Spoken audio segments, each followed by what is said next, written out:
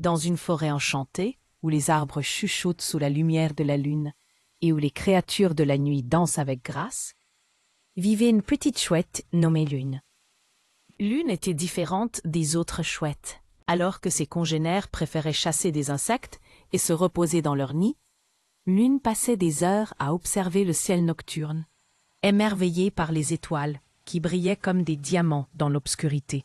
Elle rêvait de comprendre leurs secrets et de savoir d'où venaient ces points de lumière qui l'appelaient chaque soir. Un soir d'avril, pendant la période de la pluie d'étoiles, Lune était perdue dans la contemplation du ciel. Soudain, une étoile filante traversa le firmament, laissant derrière elle une traînée lumineuse qui sembla se poser non loin de son perchoir. Curieuse, Lune s'envola vers l'endroit où l'étoile était tombée, son cœur battant d'excitation. Ce qu'elle découvrit là changea tout. En arrivant sur les lieux, Lune trouva un petit cristal brillant, chaud au toucher, avec des symboles étranges gravés sur sa surface. Elle le regarda avec étonnement, se demandant ce que cela signifiait. Soudain, une voix douce résonna dans son esprit. « Lune, c'est moi, l'étoile messagère. Je t'ai choisie pour une mission importante. La forêt enchantée est en danger. Un sortilège sombre menace de détruire l'équilibre de la nature. Tu dois trouver les 3 clés célestes pour briser ce sortilège avant que la pleine lune du mois prochain ne se lève. » Lune était choquée, mais également déterminée. Elle prit le cristal et s'envola, prête à affronter les défis qui l'attendaient. La première clé se trouvait dans la grotte des anciens, un endroit sombre et effrayant que les chouettes évitaient. Lune, malgré sa peur, s'y aventura.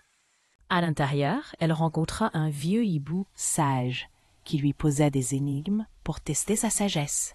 Lune, avec son intelligence et sa curiosité naturelle, réussit à résoudre les énigmes et obtint la première clé. Ensuite, elle se dirigea vers le lac des reflets, où la deuxième clé était cachée. Là, elle dut affronter un serpent d'eau rusé qui gardait le lac. Lune utilisa son agilité et son courage pour distraire le serpent et s'emparer de la clé.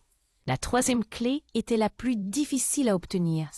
Cela faisait partie de la quête de notre petit. Il se trouvait au sommet d'une montagne escarpée, gardée par un aigle féroce. Lune, avec l'aide de ses nouveaux amis forestiers, parvint à atteindre le sommet et à convaincre l'aigle que sa quête était juste.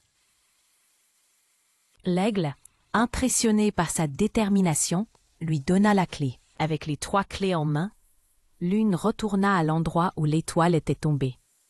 Elle inséra les clés dans un grand portail de pierre qui s'ouvrit, révélant un temple ancien. À l'intérieur, elle trouva le cœur du sortilège, une pierre noire qui drainait l'énergie de la forêt. Lune, avec le pouvoir des clés, réussit à briser la pierre, dissipant le sortilège et restaurant l'équilibre de la nature. La forêt enchantée fut sauvée grâce à la courageuse petite chouette.